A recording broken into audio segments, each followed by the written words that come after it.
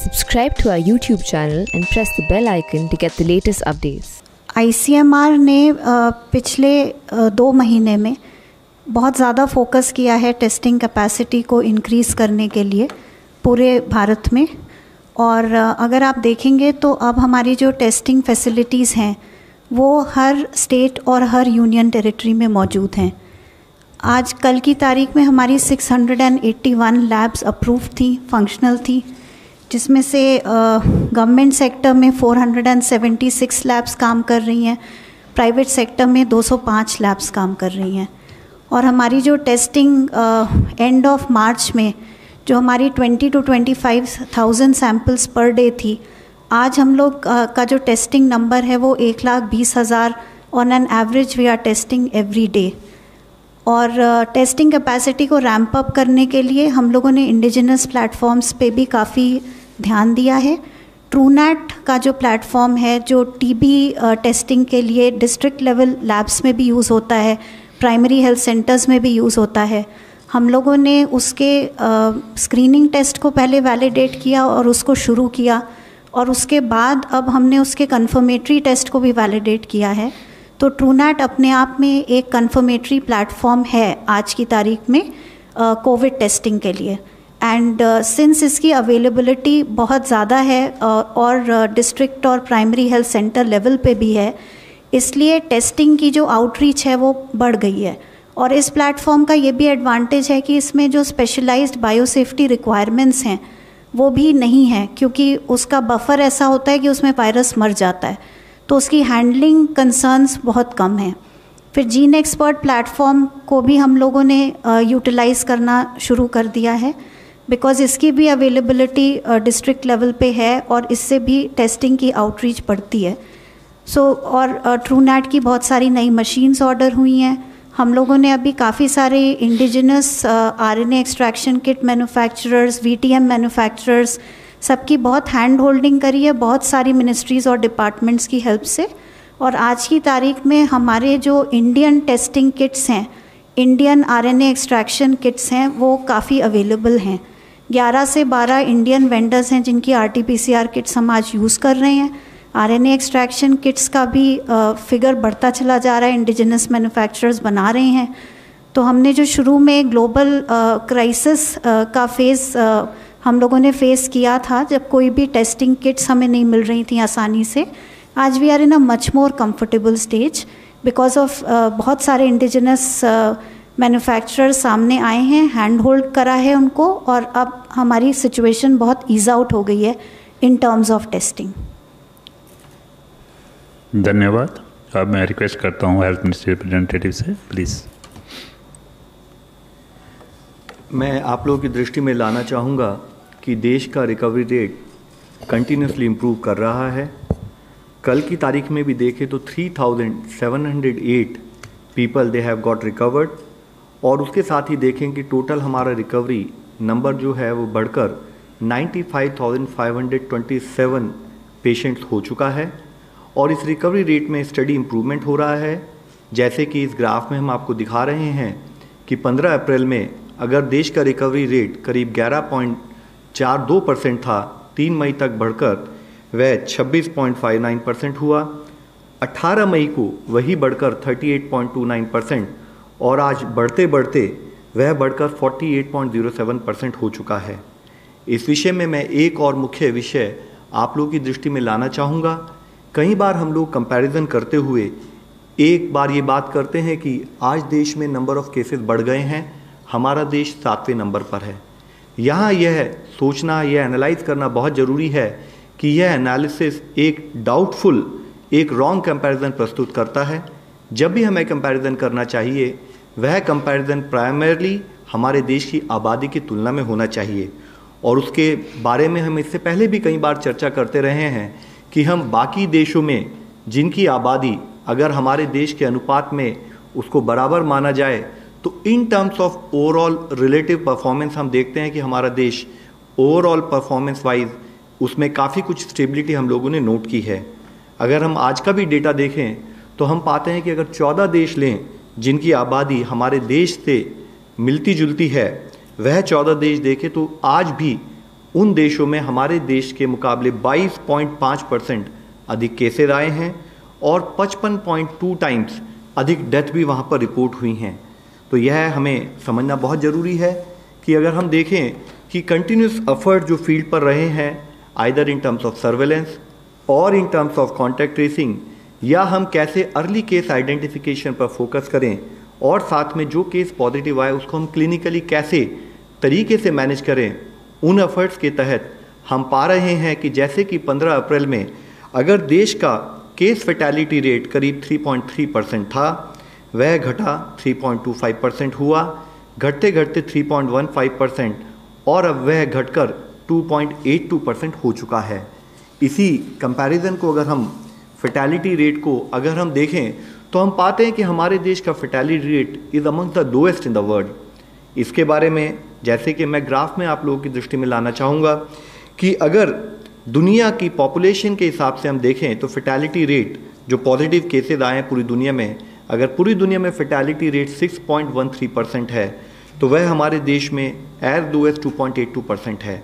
और ऐसे भी देश हैं जहाँ पर कि 19.4%, 16.2%, 14.3%, इस अधिक अनुपात में भी फैटेलिटी रेट कुछ देशों में नोटिस किया गया है। इसके लिए I would again like to reiterate कि जो हमारा एफर्ट्स रहा है कि हम कैसे टाइमली केस को आइडेंटिफाई करें और उसको क्लिनिकली मैनेजमेंट पर उसका फोकस दें, उसके तहत हमें ये फ़ायदा दिखाई दे रहा है।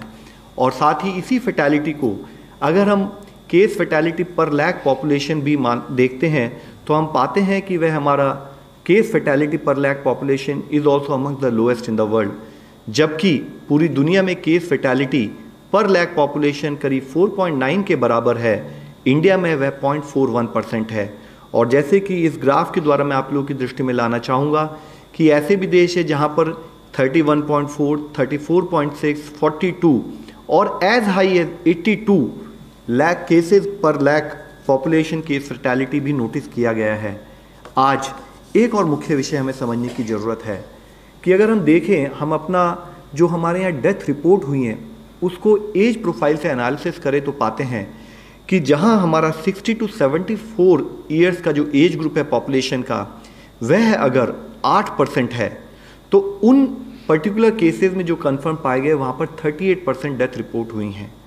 इसी तरीके से अबव 75 ईयर्स का जो हमारा एज ग्रुप है वहाँ पर 12% जो है डेथ रेट उसको नोट किया गया है जो पॉजिटिव केसेस आए हैं। तो हम पाते हैं कि हमारी 10% population has accounted for 50% of the Covid linked death. और इससे हमारे सामने एक और दूसरी एनालिसिस अगर हम करते हैं तो हम देखते हैं कि साथ ही कोमॉर्बिडिटीज़ जैसे कि diabetes, hypertension, cardiovascular disease, respiratory diseases, इस टाइप के केसेस में 73% जो कंफर्म केसेस हैं उनमें डेथ उनको विद कोमॉर्बिडिटीज़ पाया गया है। तो इन दोनों अगर हम अंशों को देखें तो हम पाते हैं कि आज people who are at high risk are primarily elderly people जो कि 60 अबव एज के हैं, further compounded by the fact कि पीपल हु हैव कोमॉर्बिडिटीज़ जैसे कि डायबिटीज़, हाइपरटेंशन, कार्डियोवास्कुलर डिजीज़ और रेस्पिरेटरी डिजीजेज। आज जब हम कोविड की इस लड़ाई को ले रहे हैं तो ज़रूरी है कि जो भी हाई रिस्क में हमारे देश के लोग हैं वह हमें सपोर्ट दें, वह रिक्वायर्ड प्रिवेंटिव एक्शन लेते रहें और साथ में अपने सिम्टम्स के बेसिस पर वह जो भी मेडिकल एडवाइस और मेडिकल फॉलोअप वह करें। ज़रूरी है कि वे सोशल डिस्टेंस बनाकर रखें उन लोगों से भी अपने घर में जो कि घर से बाहर जाते रहते हैं। वह ये इंश्योर करें कि अगर उन्हें कोई प्री एग्जिस्टिंग मेडिकल कंडीशन हो, चाहे वो डायबिटीज़ हो, हाइपरटेंशन हो या कार्डियोवास्कुलर डिजीज़ हो, वह उससे संबंधित दवाई और उससे संबंधित चेकअप में कोई भी कोताही ना करें। साथ ही ज़रूरी है कि हम इम्यूनिटी बूस्टिंग पर भी काम करें। मिनिस्ट्री ऑफ आयुष द्वारा प्रेस्क्राइब किए गए चाहे वो हर्बल टी हो चाहे काढ़ा हो, उसको लेकर भी हम अपनी इम्यूनिटी की तरफ भी काम करें। यह बहुत ज़रूरी एक कार्य हमारे लिए सामने है। इसके साथ ही हम ये अवॉइड करें कि हम बाहर जाएं, ज़रूरत पड़े तो हम टेलीमेडिसिन के द्वारा भी अपनी मेडिकल एडवाइस लेते रहें। इसके लिए बहुत ज़रूरी है कि टेक्नोलॉजी का प्रयोग किया जाए। जैसे एक स्थान पर हमारे केसेस का नंबर बढ़ रहा है तो technology has a very important role in terms of guiding to check कि हम कहीं कोविड-19 पेशेंट के आसपास तो नहीं है। साथ ही it also helps us through Aarogya Setu application कि हम अपने आप को सेल्फ असेस कर सकते हैं। और इसके साथ ही मुख्य है कि हम अपनी हेल्थ को सेल्फ मॉनिटर करते रहें और हमें अगर कोई भी ऐसी सिचुएशन लगे जिसमें कि हमारे को कोई भी सपोर्ट की ज़रूरत हो तो हम उसके लिए मेडिकल सपोर्ट के लिए तैयारी करें। ज़रूरी है कि जब आज अपने आप को बचाने के लिए हम अपने एल्डरली पॉपुलेशन, कोमॉर्बिड पॉपुलेशन को उनसे रिक्वेस्ट करते हैं कि वह अधिकतम घर पर रहें, तो ज़रूरी है कि घर पर रहकर वो कैसे प्रोडक्टिव रहें, उस समय को कैसे यूटिलाइज़ करें। तो फिट रहने के लिए उनको हम रिक्वेस्ट करेंगे कि वह योगा का इस्तेमाल करें, इंटेलेक्चुअल स्टिमुलेशन के लिए किताबें पढ़ें। ज़रूरी है कि ये टाइम इस्तेमाल किया जाए कि हम कैसे अपनी फैमिली के साथ बॉन्ड करें, कैसे हम इंडोर हॉबीज़ डेवलप करें और कैसे हम अगर घर पर भी रहें तो हम अपने नियर डियर्स को सोशल मीडिया और थ्रू टेक्नोलॉजी हम उनसे कैसे आसपास रहें। आज ज़रूरी है कि जब एक स्थाई पर जो हमारी हाई रिस्क पॉपुलेशन है तो दूसरे स्थाई पर जो घर के मेंबर्स बाहर जाते हैं वह भी किसी न किसी तरह से रिस्क का पात्र हैं। उनसे भी हमारी रिक्वेस्ट रहेगी कि वह ज़रूरी हर तरह से हैंड हाइजीन, रेस्पिरेटरी हाइजीन उस पर ध्यान रखें, अपने हाथों को साबुन से समय समय पर साफ़ करते रहें, अल्कोहल बेस्ड हैंड सैनिटाइज़र का इस्तेमाल करें। ज़रूरत हो तो कोई भी ऐसा कोई अगर ज़रूरत हो तो उनको एक तो अवॉइड करें कि कैसे अपने फेस को रेगुलरली वो टच करने का जो एक हमारा एक रूटीन हैबिट होती है उसको कैसे चेंज करें। साथ ही हम जिन लोगों को भी सिम्टम्स हैं उनसे थोड़ा कांटेक्ट को अवॉइड करें और अपने घर के जो एल्डरली हैं उनको हम सपोर्ट प्रोवाइड करें।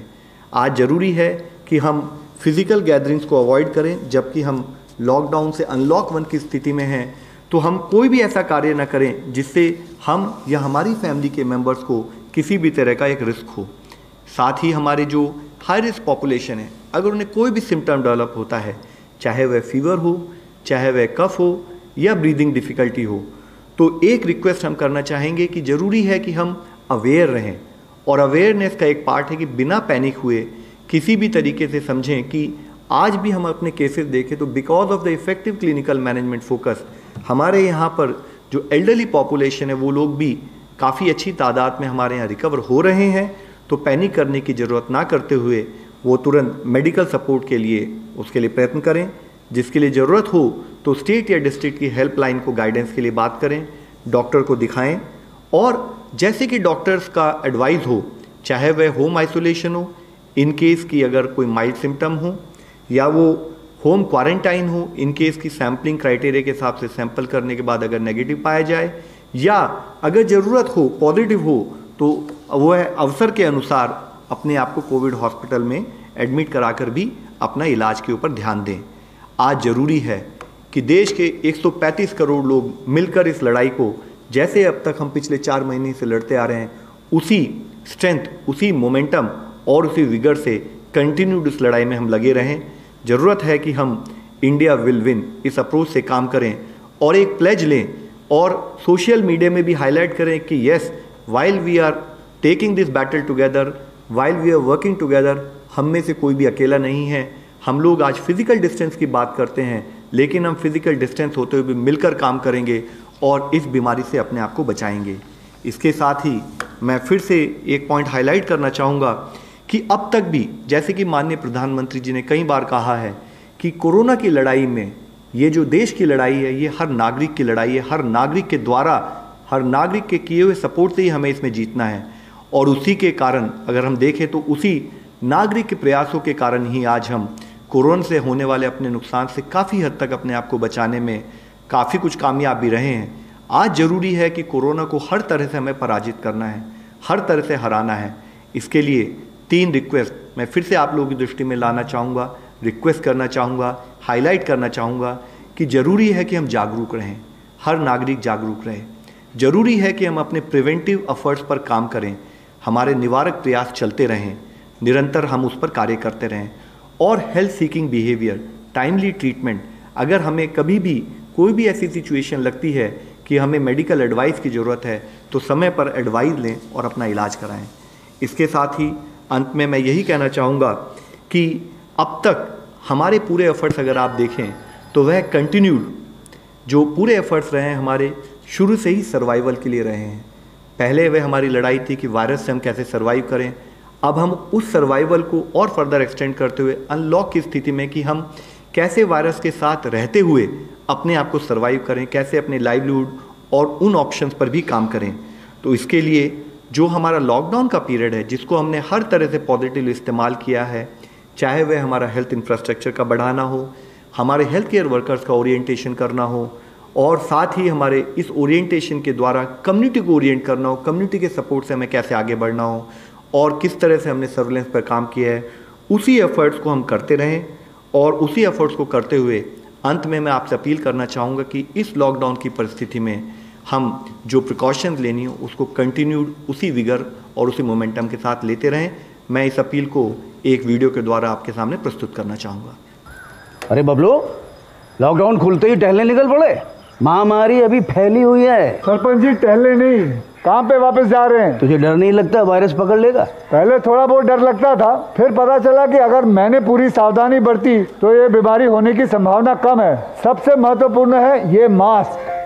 काम पर मास्क हमेशा पहनूंगा, समय समय पर हाथ धोता रहूंगा और दूसरों से हर वक्त कम से कम 2 गज की दूरी बनाए रखूंगा। खुद को, दूसरों को और अपने परिवार वालों को भी सुरक्षित रखूंगा। अरे भाई, मेरी जिम्मेदारी बनती है तुझे चेतावनी देना, सो दे दिया। जब देश के मेडिकल और स्वच्छता कर्मचारी रोज कोरोना वायरस से लड़ने का काम कर रहे हैं तो हमारी भी तो जिम्मेदारी बनती है अपना काम करने की। बबलू, तुझे कुछ हो गया तो? हजारों लोग इस बीमारी को हराकर ठीक हो चुके हैं और अगर किसी कारण मुझे ये बीमारी हो भी जाए तो सरकार ने अस्पताल में हमारे इलाज के लिए पर्याप्त व्यवस्था कर रखी है। ये घबराने का वक्त नहीं, एक दूसरे का हौसला बढ़ाने का वक्त है।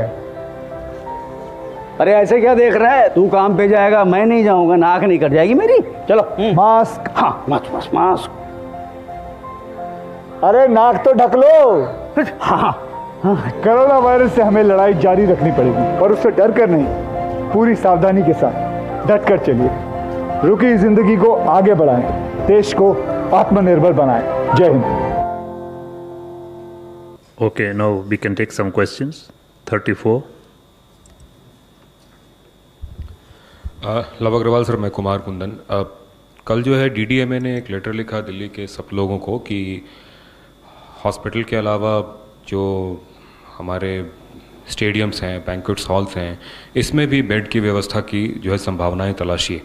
तो क्या हम इसको मान के चलें कि आंकड़ा इतना ज़्यादा हो रहा है कि अब अस्पतालों से निकलकर जो दूसरे व्यवस्था है उसकी तरफ भी हम लोग आगे देख रहे हैं और इसको पीक से जोड़ा जाए? और एक और इससे ही जुड़ता सवाल कि दिल्ली सरकार ने बॉर्डर वगैरह सील कर दिए हैं, तो आपको लगता है कि इससे जो है दूसरे जगह के जो लोग हैं जो दिल्ली इलाज वगैरह के लिए आते थे उनको थोड़ी परेशानी होगी, असुविधा होगी? सर, जैसे आपने बताया कि हम हर स्टेट से कंटिन्यूड बेसिस पर एक ही डिस्कशन करते आ रहे हैं कि आप अपने यहाँ केसेस की ट्रैजेक्टरी को एनालाइज करें, केसेस के सर्विलेंस पर फोकस करें, कांटेक्ट ट्रेसिंग करते रहें और उसके साथ ही जो भी पॉजिटिव केसेस आए उनको आइडेंटिफाई करें, उनका ट्रीटमेंट ऑर्गेनाइज करें। उसी के पार्ट में अगर आप देखें कि जैसे जैसे किसी भी वायरस का स्प्रेड कम्युनिटी में पहुंचता है तो उसके हिसाब से जब केसेस बढ़ते हैं तो उसी के तहत ही हर स्टेट को अपना हॉस्पिटल इंफ्रास्ट्रक्चर प्लान करना है। तो it is left to the state कि वो अपने हॉस्पिटल इंफ्रास्ट्रक्चर को, केसेस की ट्रैजेक्टरी को समझते हुए, अगर वो ज़रूरत समझते हैं कि उन्हें कोई टेम्प्रेरी हॉस्पिटल बनाने की ज़रूरत है तो उनको डेफिनेटली बनाना चाहिए। 11.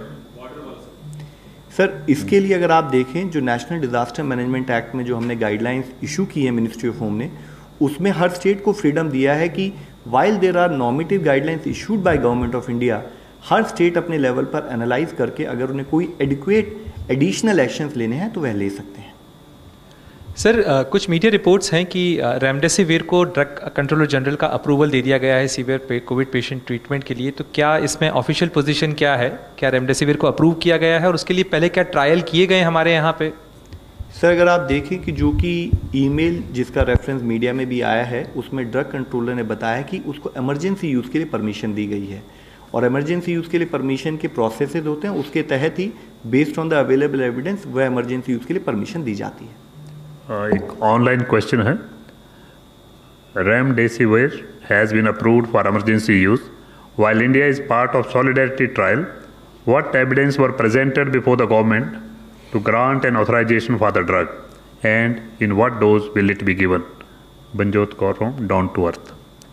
तो जैसे मैंने आपको बताया कि इमरजेंसी यूज़ की परमिशन दी गई है, उसके साथ ही क्योंकि वह डिटेल्स अभी in terms of what protocol, in terms of what doses इसको दिया जाना चाहिए, वह मेरे पास अवेलेबल नहीं, हम आपको प्रोवाइड करा सकते हैं। तो उसके लिए जब भी कोई इमरजेंसी यूज़ के लिए परमिशन दी जाती है तो जो अवेलेबल एविडेंसेस हैं वह पर्टिकुलर ऑर्गेनाइजेशन उनको प्रोड्यूस करते हैं, उसके बेसिस पर ये परमिशन दी जाती है। 116। लव जी, मेरा सवाल है आपसे कि जिस तरह से लगातार 3-4 दिन से मामले 8,000 से ज़्यादा आ रहे हैं पर डे और 2 लाख के आसपास पहुंचने वाले हैं हम लोग, क्या बेड की फैसिलिटी इतनी है, क्योंकि ऐसा माना जा रहा है कि जून के लास्ट तक ये 8 लाख को भी क्रॉस कर सकते हैं, तो क्या हमारे पास देश भर में इतना अरेंजमेंट है बेड्स का? कई जगह ये भी तस्वीरें आई हैं कि वहीं बिस्तर पर बॉडी पड़ी हुई है, वहीं ट्रीटमेंट चल रहा है, तो क्या बेड की कमी पड़ रही है? सर, अगर आप देखें डे 1 से पूरा एफर्ट जो गवर्नमेंट ऑफ इंडिया के लेवल पर रहा है कि हम हर स्टेट को एडवाइस करें कि किस टाइप का हेल्थ इंफ्रास्ट्रक्चर उन्हें प्लान करना चाहिए ताकि किसी भी टाइप की कमी ना हो। इस पर्टिकुलर डिजीज़ में मुख्यतः ये पाया गया है कि ऑक्सीजन सैचुरेशन की कमी होती है और बहुत relatively come number of patient को ही वेंटिलेटर या आईसीयू सपोर्ट की ज़रूरत पड़ती है। तो उसी के साथ ही हम लोगों ने स्टेट्स को एडवाइस किया है कि आप ऑक्सीजन सपोर्टेड बेड्स पर फोकस करें, ऑक्सीजन सैचुरेशन एनालिसिस पर फोकस करें और टाइमली आइडेंटिफिकेशन करते हुए पेशेंट का ट्रीटमेंट ऑर्गेनाइज करें। और हर स्टेट को ऑलरेडी हमने एक प्रोजेक्शन टूल भी दिया है कि अगर आपका ये रेट ऑफ ग्रोथ चल रहा है तो आपको आने वाले टाइम में कितने पर्टिकुलर नंबर के हिसाब से आपको प्लानिंग करनी चाहिए। ये गाइडेंस हर स्टेट को दी गई है और उसके साथ ही हर स्टेट उसके बेसिस पर प्लान भी कर रहा है।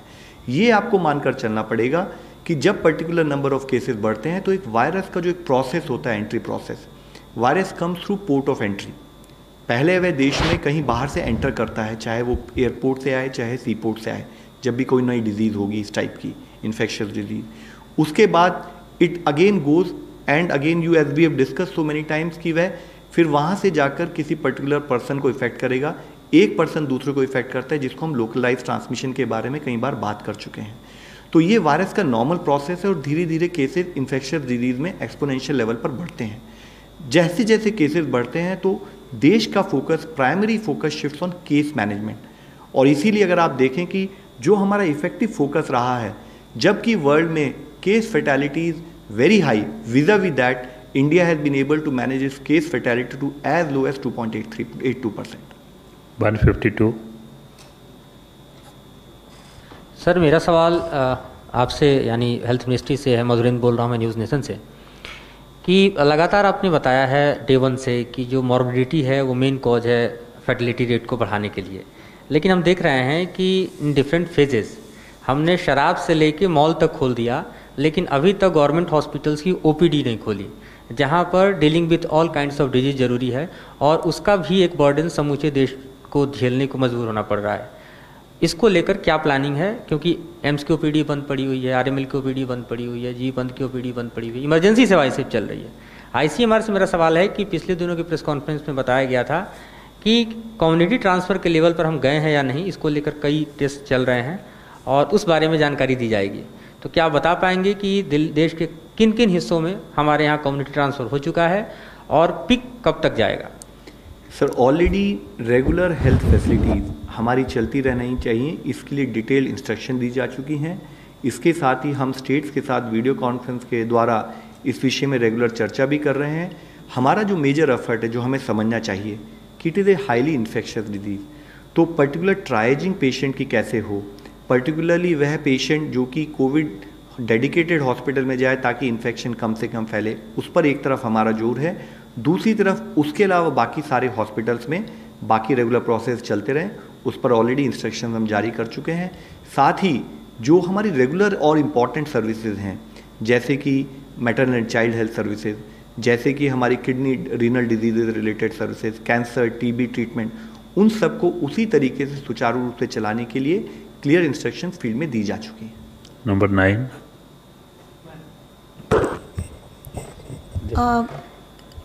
एक चीज़ होती है ना कि अब ये इन्फेक्शियस डिजीज़ है, what is the extent of spread of this disease. So community transmission word ना यूज़ करके it is very important to understand कि क्या एक्सटेंट है स्प्रेड की, कितना फैला है और देशों के कंपैरिजन में वेयर डू वी स्टैंड। तो उसके लिए आईसीएमआर एक सीरो सर्वे कर रहा है जिसमें ऑलमोस्ट 34,000 इंडिविजुअल्स टेस्ट हो रहे हैं और वो स्टडी अभी चल रही है. By the end of this week और अर्ली नेक्स्ट वीक वो फाइनल रिजल्ट्स पब्लिक डोमेन में आ जाएंगे. अभी मैं इतना ही बोल सकती हूँ. पार्डन? क्या हुआ? We are waiting for peak. अभी हम कोई पीक से हम बहुत दूर हैं. हमारा जो प्रिवेंटिव मेजर्स रहे हैं इस डिज़ीज़ को कर्टेल करने के लिए वो बहुत ज़्यादा इफ़ेक्टिव हैं और कंट्रीज़ के कंपैरिजन में हम अब भी बहुत बेटर पोजीशनड हैं. आपको भी डेटा दिख जाएगा एक हफ्ते के अंदर. Yes ma'am. Dr. Nivedita, Neha from CNN, I want to ask you, is there some amount of underreporting of deaths in the country because of COVID-19? Because many states are not testing bodies. Like if a patient arrives, if the patient has died already before receiving the treatment or before the test being done, many states are not testing the body of the patient to check if the death is because of COVID-19. It's a difficult question, but the thing is, none of us thinks that there is gross underreporting of deaths. If you look at the figures, India has been very good in terms of reduction in the mortality. If you compare with other nations, we have been good in that aspect. As far as आप बात कर रहे हो कि dead bodies की testing नहीं होती है, there is always a term which is known as causality assessment, कि कोई भी पेशेंट आता है हॉस्पिटल में और उसकी डेथ होती है तो every death can not be attributed to COVID. So there are lot of factors which are there responsible for death. The patient may be COVID positive or negative, but death के factors और भी हो सकते हैं. So it is not fair to attribute every death to COVID. So what I understand, and I know also many of the states are doing a causality assessment and attributing the cause of death to COVID or non-COVID related causes. Ma'am, let me reassure you. Once again, there is no underreporting. The reason is it is important for us to identify if there is a death because of COVID. We need to understand because we need to tackle that dead body with a different protocol. So it is equally important for us. The point which Dr. Nivedita ji have mentioned, it is at times that you have to do a causality analysis to understand whether it could be related with COVID or not related with COVID. So that accordingly, based on that, different protocols can be followed. And it is very important for us to understand and get to know all the deaths so that we can take care of them. Second issue I would like to highlight what Dr. Paul has highlighted here, that in terms of the number of deaths getting reported in the country, also even in different mortuaries etc., there is no abnormal increase in number, it has rather even gone down. So let us feel reassured that country is in safe hands and continued efforts are done in the direction in terms of management of COVID per se. 17. Sir Nitin DD news से comorbidity जो patient हैं बहुत सारे हैं देश में. अगर disease burden हम जानते हैं कि अगर डायबिटीज ही 5 करोड़ से ज़्यादा है, उसके अलावा बहुत सारे जो फैक्टर्स इसमें उसके मरीज ज़्यादा हैं. तो ऐसे लोग जो 50+ हैं वो किस तरह से रहें, उनके लिए क्या एडवाइस है? क्योंकि बहुत से लोग देश में जानना चाहते हैं कि जब पूरा लॉकडाउन खुल गया है, ऐसे में दफ्तर भी जाते हैं, बाकी जगह जाते हैं, तो ये लोग क्या प्रिकॉशन ले ताकि इससे भी बचें और अपनी निजी जिंदगी को भी सुचारू चलाएं? Sir, I would really like to thank you for such an important question. When once we are in a situation when the country is getting opened up, तो बहुत ज़रूरी है कि जो हमारे सिटीजन्स हैं जिनको कोमॉर्बिड कंडीशंस हैं, जैसे कि मैंने अपनी प्रेजेंटेशन में भी आपसे रिक्वेस्ट किया है, उनके लिए ज़रूरी है कि वो अपनी कोमॉर्बिड कंडीशंस को प्रॉपरली मैनेज करें.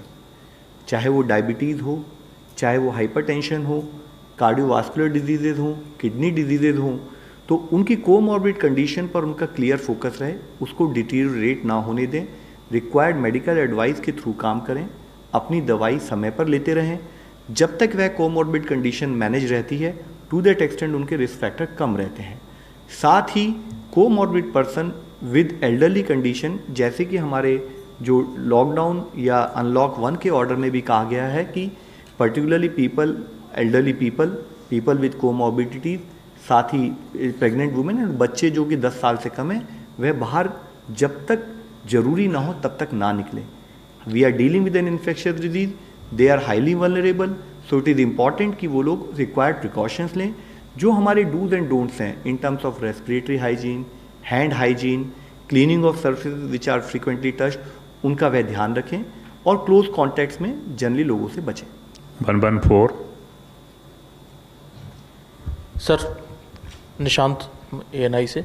सर जो इंस्ट्रक्शंस हैं मिनिस्ट्री ऑफ हेल्थ के कि सोशल डिस्टेंसिंग, मास्क जैसा आप हमेशा बताते रहते हैं, लेकिन जैसे जैसे लॉकडाउन खुला है, अब अनलॉक 1 पे हम पहुंचे हैं, बहुत सारी चीज़ें खुल गई हैं, पब्लिक ट्रांसपोर्ट है, जहां पर कि जो सोशल डिस्टेंसिंग है उसको लेकर के सवाल उठाए जा रहे हैं। ये भी कहा जा रहा है कि राज्यों के बीच में और राज्य और केंद्र के बीच में कम्युनिकेशन गैप है। कुछ राज्यों ने ये भी कहा है कि हमारे पास डेडिकेटेड कोविड बेड्स जो हैं वो कम है, अस्पताल कम है। इस बारे में सर आप थोड़ी जानकारी दें। सर राज्यों के बीच में और यूनियन गवर्नमेंट के बीच में काइंडली कोई भी गैप नहीं है। आप इस टाइप के क्वेश्चन क्रिएट करके वो गैप काइंडली क्रिएट ना करें। आप पिछले 4 महीने के एफर्ट देखें, इस देश में यूनिसन में नॉट ओनली यूनियन गवर्नमेंट, राज्य और हर सिटीज़न ने मिलकर इस लड़ाई को साथ दिया है, और उसी के कारणवश आप इस स्टेज में आज रिलेटिवली बेटर मैनेजमेंट की पोजीशन में हैं। ज़रूरी ये है कि जब हम आज अनलॉक 1 की सिचुएशन में हैं और उस विषय में जब हम काम कर रहे हैं, तो ये प्रिकॉशन अनलॉक की स्थिति में हम कैसे इसको अपनी लाइफ में लाएं, उस पर हम फोकस करें। चाहे वह हमारे ट्रैवल से रिलेटेड हों, चाहे हमारे ऑफिस की फंक्शनिंग से रिलेटेड हों, कैसे हम कोविड अप्रोप्रिएट बिहेवियर पर काम करें, ये हमारे लिए बहुत बड़ा चैलेंज है। आज जैसे कि इससे पहले भी एक बार डिस्कशन हुआ था कि we have to think in terms of a new normal, how do we live with the virus in terms of taking adequate precautions कि हम अपने आप को इस वायरस से बचा सकें। उसके लिए डूज एंड डोंट्स हर नागरिक को पालन करने की ज़रूरत है, तभी हम इस लड़ाई को जीत पाएंगे। 81।